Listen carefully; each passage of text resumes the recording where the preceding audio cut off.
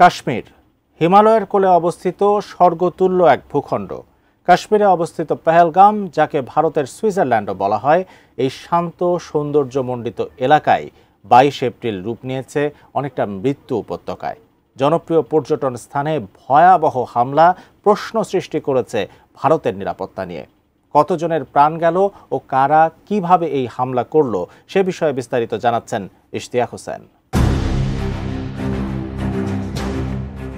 ঘটনাস্থল বৈরাসন।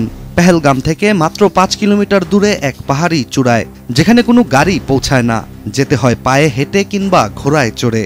আর সেই পথ পাড়ি দেয়াই কয়েকজন পর্যটকের জন্য হয়ে উঠল কাল।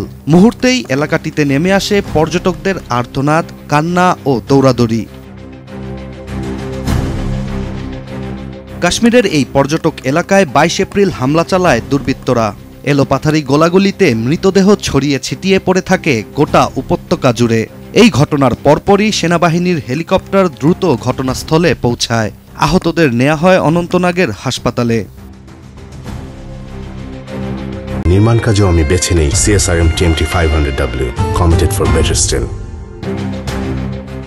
নিজের দেশের এমন ঘটনার কথা শুনে ভারতের প্রধানমন্ত্রী নরেন্দ্র মোদি সৌদি সফর সংক্ষিপ্ত করে দেশে ফিরে এসেছেন। শোক প্রকাশ করে জানিয়েছেন, সন্ত্রাসের বিরুদ্ধে ভারতের সংকল্প আরও দৃঢ় হবে। এছাড়া কাশ্মীরে পৌঁছেছেন স্বরাষ্ট্রমন্ত্রী অমিত শাহ, জরুরি বৈঠক করেছেন গোয়েন্দা সংস্থার শীর্ষ কর্মকর্তাদের সাথে।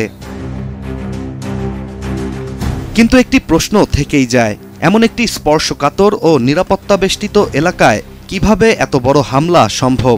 কে দিচ্ছে এই বার্তা এবং কেন? বিশেষজ্ঞরা এই হামলাকে কেবল হামলা হিসেবেই দেখছেন না, দেখছেন একটি প্রতীকী বার্তা হিসেবে। যেখানে পর্যটনের চূড়ান্ত মৌসুমে অমরনাথ যাত্রার নিবন্ধন শুরু হয়েছে, সেখানেই পর্যটকদের রক্তে রঞ্জিত হয়ে পড়েছে পাহাড়ের এই পথ। ভারতের নিরাপত্তা বাহিনী আন্তর্জাতিক একাধিক গণমাধ্যমকে জানিয়েছে, এই ভয়াবহ সন্ত্রাসী হামলায় অন্তত 26 জন নিহত হয়েছেন। তবে এখনো পর্যন্ত কোনো গোষ্ঠী এই হামলার দায় স্বীকার করেনি। পুলিশের ধারণা, ভারতীয় শাসনের বিরুদ্ধে লড়াইরত সশস্ত্র গোষ্ঠীগুলোরই কেউ এই হামলার সাথে জড়িত থাকতে পারে। কাশ্মীর যখন আবার ঘুরে দাঁড়ানোর চেষ্টা করছে, তখন এমন হামলা একটি পরিষ্কার বার্তা বহন করে। শান্তির মুখোশের আড়ালে এখনও অঞ্চলটিতে বিদ্বেষ ও ঘৃণাই বসবাস করছে। আর এই ঘটনা শুধু ভয়াবহ নয়, এটি কাশ্মীরের ভবিষ্যৎ পর্যটনের জন্য একটি গভীর অশনি সংকেত। ফলে জনমনে এখন একটি প্রশ্ন, পর্যটন কি কাশ্মীরে আর নিরাপদ? Ishtiaq Hossain, ATN news.